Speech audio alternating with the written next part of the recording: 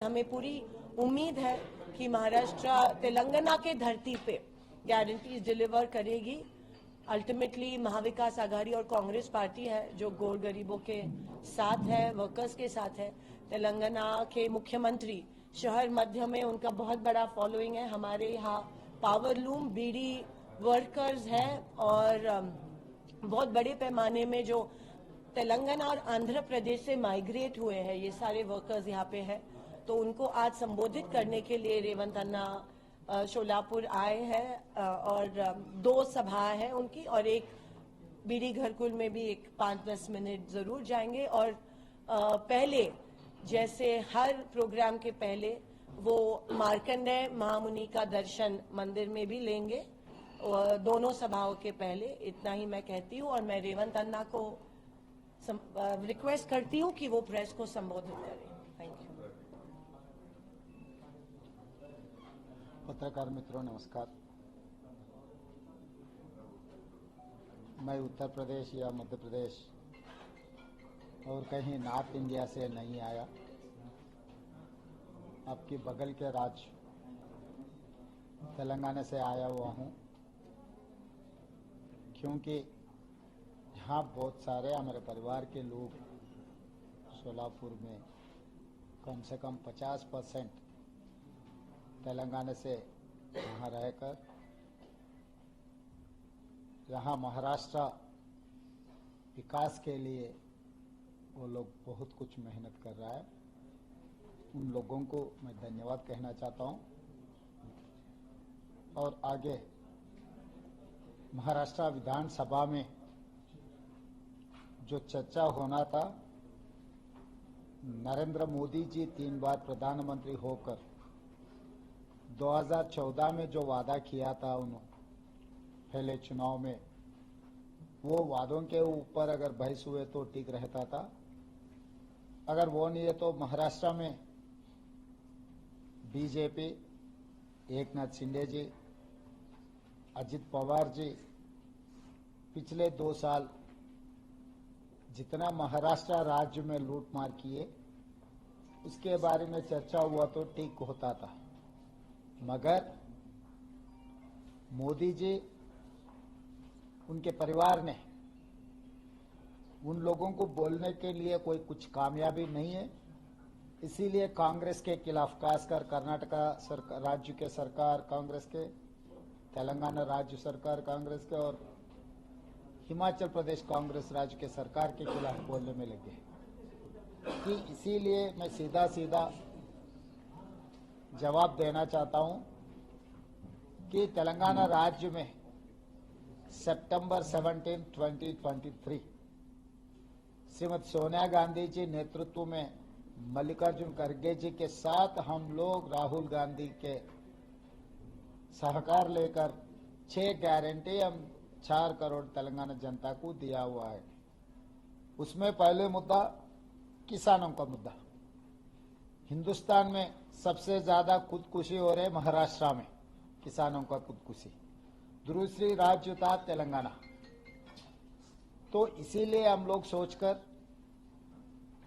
किसानों के लिए 2 लाख रुपए खर्चा माफी करने का हम लोग वादा किए। अब तक 70 साल में हिंदुस्तान कोई राज्य के सरकार किसानों को जो वादा किए पूरे नहीं हुआ है।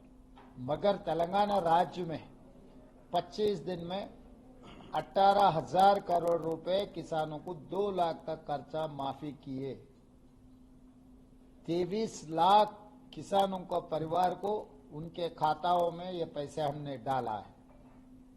तो मोदी जी से सीधा सीधा मेरा सवाल यह है कि आपके जो अलायंस पार्टनर्स है, एकनाथ शिंदे जी या अजित पवार जी या फडणवीस जी, तीनों को हमारे राज्य में भेजो। अगर आने के लिए आपको दिक्कत है तो हवाई जहाज मैं भेजूंगा कि आके गिन लो सब किसान परिवारों को कितने लोगों को हम खर्चा माफी किए। 18,000 करोड़ रुपए किनके खाता में हम डाला, वो पूरा हिसाब किताब हम प्रधानमंत्री जी को देने के लिए तैयार है।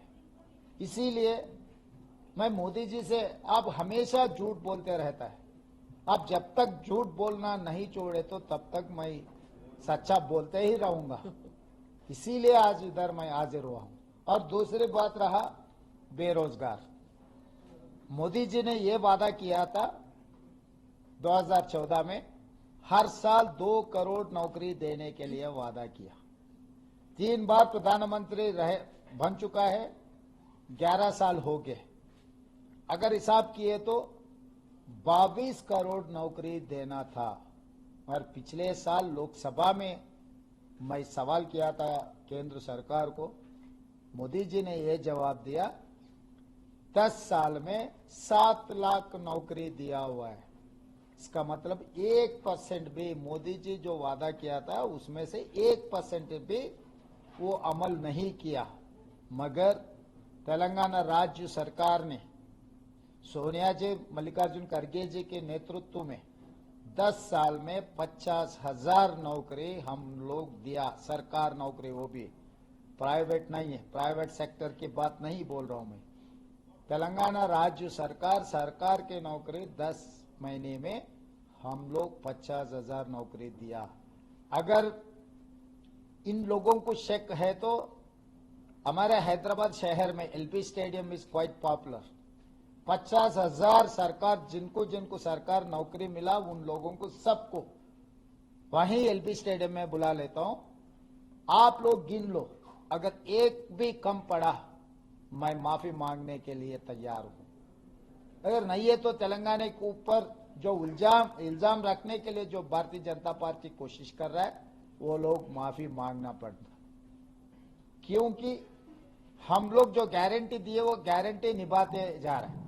और महिलाओं के बारे में उचित बस, तेलंगाना राज्य में कहीं कोने कोने से कहीं पर भी जाओ, मां के घर पे जाना, मंदिर दर्शन करना और कहीं जाना है तो 1 पैसे का, काड़ी पैसे का जरूरी नहीं है। बिना पैसे तेलंगाना राज्य में कोई भी महिला बस छेड़ो, जहां उतरने के लिए मन बोले तो वहां उतर सकते हैं, क्योंकि तेलंगाना राज्य में बिना पैसे महिलाओं को आरटीसी बसेस में फ्री राइड हम लोग दे रहे हैं। इसमें 1 करोड़ 10 लाख महिलाओं ने ये 10 महीने में ये फैसिलिटी इस्तेमाल किए। उसके लिए तेलंगाना राज्य सरकार 3,600 करोड़ रुपए आरटीसी को, कॉरपोरेशन को, सरकार के तरफ से हम लोग पैसे पे कर चुके हैं। और चौथा, बिजली, किसानों के लिए 24 घंटा मुफ्त में बिजली मिल रहा है। जिस दिन मैं पदयात्रा किया हुआ था तब गरीब लोग, शहर के लोग आकर, साहब हमको तो जमीन नहीं है, जायदाद नहीं है, मुफ्त में आप बिजली दे रहा है, हमारे लिए तो कोई फायदा नहीं है। मगर छोटे छोटे परिवार है, हमारे घर में एक टीवी, एक फ्रिज, एक पंखा चला है तो 1,500-2,000 रुपए हमको बिल आ रहा है। हमारे लिए कुछ सोचो। ये बात आई बहुत सारे गरीब लोगों से, तो सोनिया जी के परमिशन लेके 200 यूनिट हर गरीब परिवार को मुफ्त में देने के लिए हम लोग गारंटी दिया हुआ है। आज तेलंगाना राज्य में 50 लाख परिवार 200 यूनिट बिजली मुफ्त में मिल रहा है। किसी को शक है तो आके आप पूरा हिसाब किताब देख सकते हैं।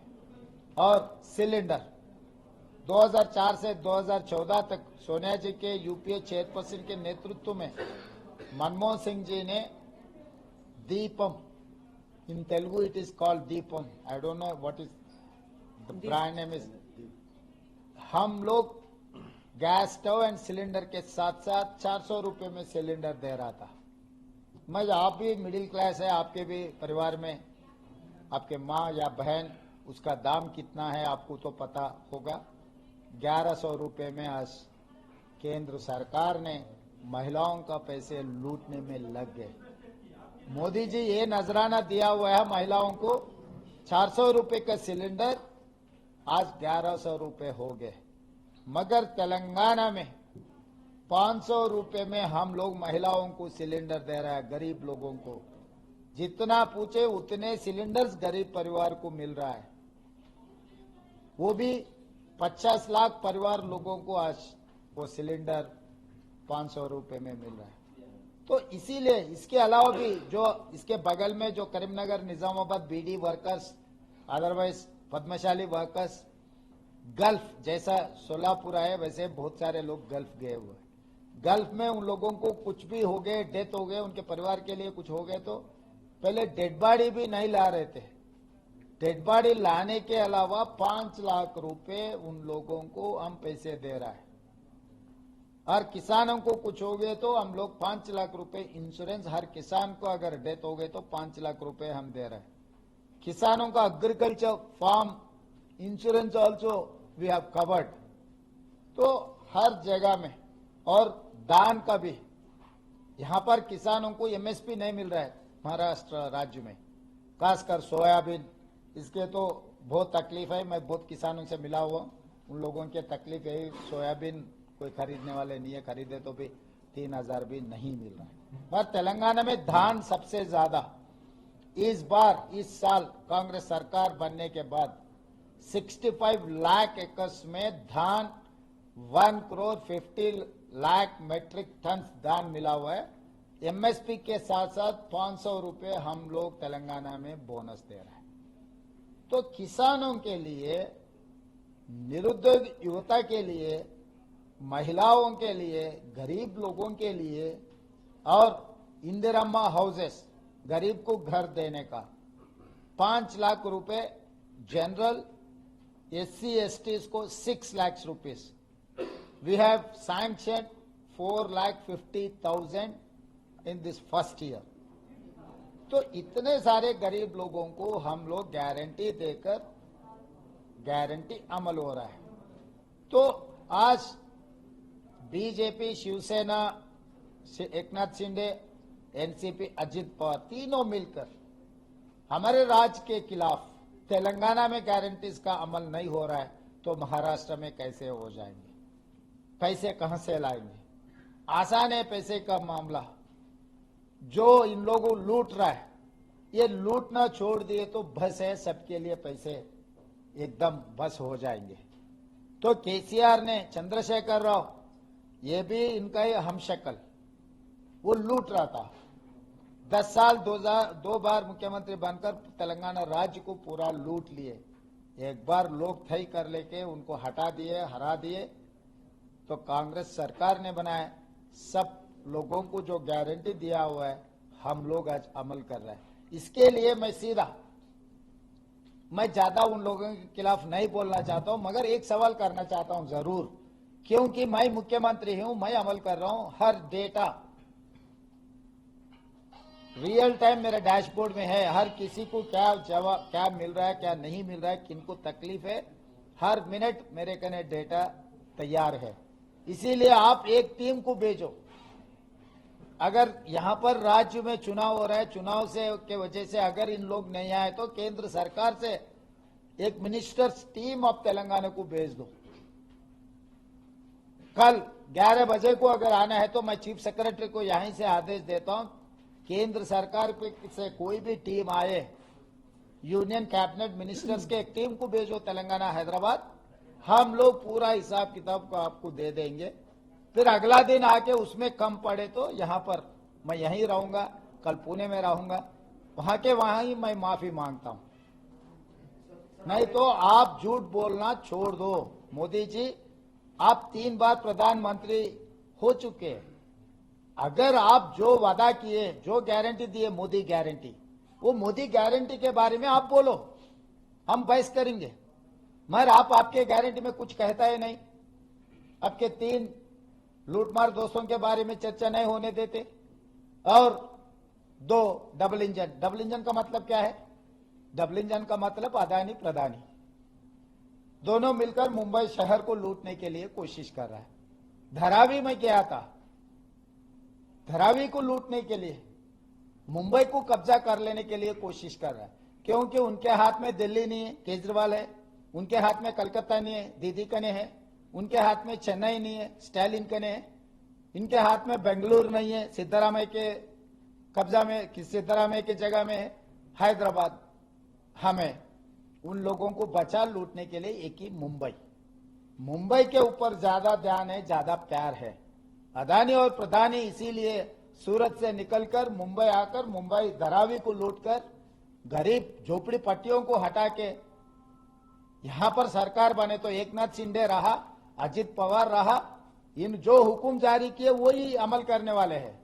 मगर महाविकास आघाड़ी अगर सरकार में रहा तो इन लोगों का हुकुम यहां पर कुछ चलते नहीं। तो पूरा हिंदुस्तान में जो मेट्रोपॉलिटन सिटीज है बीजेपी के हाथ में नहीं है। इसीलिए वो लोग कोशिश कर रहे हैं कि महाराष्ट्र चुनाव में जीतकर मुंबई में धारावी जो कीमती जगह है, जायदाद है, सोने भी खरीद सकते, मगर धारावी में तो 1 इंच 1 गुंठा का जगह भी खरीदना इतना आसान नहीं है। तो इसीलिए उन लोगों का नजर एक ही है, महाराष्ट्र राज्य को लूटने का। इसीलिए यहाँ की जनता से 12 करोड़ जनता से मेरा एक ही गुजारिश है, ये चुनाव नहीं है, ये लड़ाई है। ये लड़ाई 2 गुजरात मित्रों के साथ 12 करोड़ महाराष्ट्र के जनता का लड़ाई हो रहा है। इस लड़ाई में महाराष्ट्र जनता जीत कर झंडा लहराना है। इसीलिए मैं मदद करने के लिए प्रणिति शिंदे के अपना कांग्रेस पार्टी के नेता लोग और यहाँ के एमएलए उम्मीदवार लोग हैं, सबको मदद करने के लिए इतना दूर मैं आया हूँ। धन्यवाद। तेलंगाना में आप एक बात कर रहे हैं और जनगणना आप कर रहे हैं, जातीय जनगणना का भी उसमें इस्तेमाल है, तो उसके लिए किसी को इन्वाइट करना चाहिए मोदी जी को? जरूर, क्योंकि जरूर इनविटेशन के साथ साथ जो हिंदुस्तान में सबसे परफेक्ट कुल गणना हम लोग कर रहा है उसके फॉर्मेट भी, क्योंकि भारतीय जनता पार्टी के बहुत सारे राज्य सरकार है, ये जाति गणना इसमें आप ये भी ऐड करना है कास्ट सेंसस, तो उसके लिए भी आप एक टीम को भेजो, क्योंकि राहुल जी का वादा है इस देश में caste census is an X-ray. I wanted to extend that X-ray. It is mega health checkup for society. 140 crore जनता के सबका डिटेल्स लेकर उन लोगों को वेलफेयर एंड डेवलपमेंट पहुंचाने के लिए कांग्रेस पार्टी कोशिश कर रही है। ये सोशल जस्टिस इसके वजह से, सेंसस के वजह से हम अमल करने वाले हैं। इसीलिए मोदी जी अब जज्बात में मत जाओ। 2025 जो जनगणना करना चाह रहा है उसी में कुल गणना भी, कास्ट सेंसस भी इंक्लूड करो, क्योंकि लोग खामोश बैठने वाले नहीं है।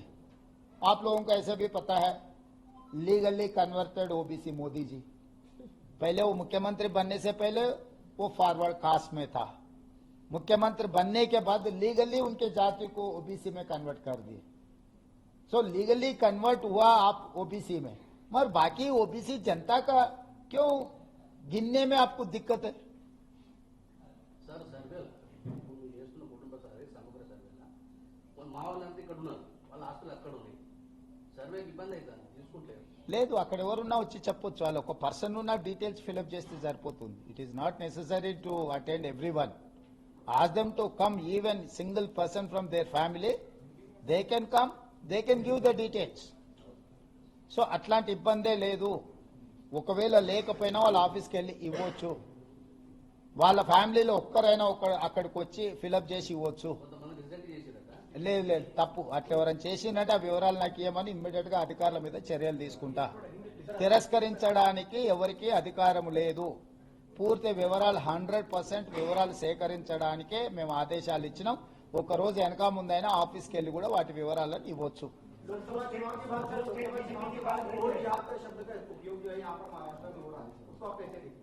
समझे नहीं?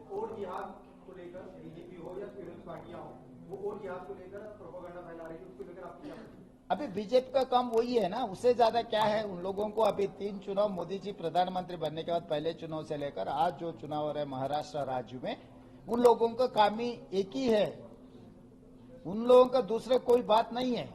क्योंकि अगर असल पे चर्चा हुई तो उसका शक्ल पता लगेगा कि जनता को इन लोग कितने बार धोखा दिया हुआ है. तो इसीलिए मैं बार बार कहता हूं, बीजेपी का मतलब भारतीय झूठा पार्टी. झूठ बोलने में अगर इस देश में कोई कंपटीशन हो तो पहला नंबर मोदी जी का है. महाराष्ट्र में 5% रिजर्वेशन मुसलमानों को दिए जाने की बात बॉम्बे हाईकोर्ट का जजमेंट आने के बाद भी अब तक कोई इम्प्लीमेंट नहीं. क्या आने वाले समय में महाविकास आघाड़ी सत्ता में आती है तो वो 5% रिजर्वेशन इम्प्लीमेंट करेगी? सरकार बनने के बाद विधानसभा में हम चर्चा करेंगे। क्या तेलंगाना में तो 4% लागू है, आपको पता है। पहले 5% किया था, सुप्रीम कोर्ट ने उसको 51% हो जा रहे, 50% के ऊपर हो जा रहे, ऐसा आदेश मिला। उसके बाद हम लोग कांग्रेस पार्टी ने डॉक्टर वाईएस राजशेखर रेड्डी जी जब मुख्यमंत्री थे, यूपीए चेयरपर्सन सोनिया गांधी जी के नेतृत्व में Andhra Pradesh and Telangana combined state में 4% हम लागू किए। आज भी उनके वजह से लाखों लोग बेनिफिट हुए। परसों मैं टीचर रिक्रूटमेंट करवाया था, 11,000 टीचर रिक्रूटमेंट हुए, तो उसमें मुस्लिम minority 720 teacher they have got elected in this reservation. तो जिसको जिसको गरीबी है, जिसको जिसको जरूरत है, उन लोगों को न्याय करना कांग्रेस की जिम्मेदारी है। न्याय हक देना हमारी जिम्मेदारी है। इसीलिए राहुल गांधी कन्याकुमारी से लेकर कश्मीर तक पदयात्रा किए, गरीब लोगों से मिले। गरीब लोगों के तरफ से leader of opposition in the Lok Sabha is fighting like anything. Sir 370 Amit Shah का बयान आ रहा है, स्वर्ग से अगर आपकी दादी को वापिस आती है तो 370 वापिस ले पाएंगे, ऐसा राहुल जी को कह रहे हैं। क्या जवाब देना चाहिए? भाई देखो, अभी उन लोगों को जब बोलने के लिए कुछ नहीं है तो सेंटिमेंट फैलाने के लिए कोशिश करते हैं। अब 370 लागू किए, कश्मीर में चुनाव हुआ था, लोग जवाब दिए ना। इसको समझना मोदी जी या अमित भाई ने, तो वहां के जनता जवाब दे दिए। पहले उनसे जो बहस करना है वो वहां के जनता से बहस करो। तो हर चीज को गांधी परिवार को कनेक्ट करने के लिए कोशिश करे, इसका only political strategy. Same sir, कटेंगे तो बटेंगे तो कटेंगे, एक है तो सेफ है, ये घोषणा दी जा रही है। किस तरह से देखते हैं आप? मतलब एक है तो सेफ है बोले तो मतलब क्या है, मुझे समझ में नहीं है। अभी तीन हाँ नहीं उन्होंने तीनों से क्यों अलायंस किए? एक रहना था ना। फडणवीस जी ने मुख्यमंत्री था, उनको उप मुख्यमंत्री क्यों करवाया? जब उद्धव ठाकरे जी के साथ में उप मुख्यमंत्री बनने के लिए उन्होंने मान रहे नहीं था, मगर एकनाथ शिंदे मुख्यमंत्री बने तो उप मुख्यमंत्री बन गए। तो alliance N square, Nitish Kumar Naidu ji, तो ये दोनों का सहारा क्यों ले रहा है?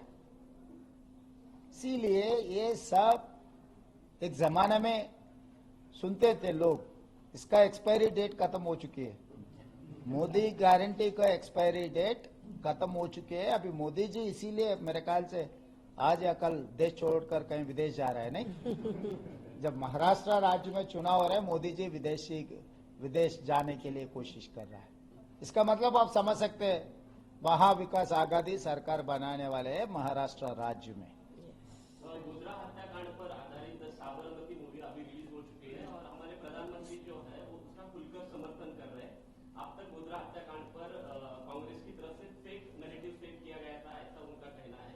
प्रधानमंत्री जी एक मूवी को खुले तौर पे उसका सपोर्ट कर रहे हैं। अभी मैं ज्यादा उसके ऊपर बहस नहीं करना चाहता हूं, मगर एक बात बोलना चाहता हूं। अयोध्या में राम मंदिर बना के यूपी में जीतने के लिए कोशिश किया लोकसभा में।